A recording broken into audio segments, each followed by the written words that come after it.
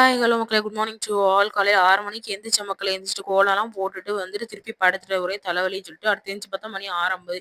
சரி வேலை நடக்கட்டும் அப்படின்னு சொல்லிட்டு காலையில நைட் வந்து அரைச்ச மாவ போய் பார்த்தேன்.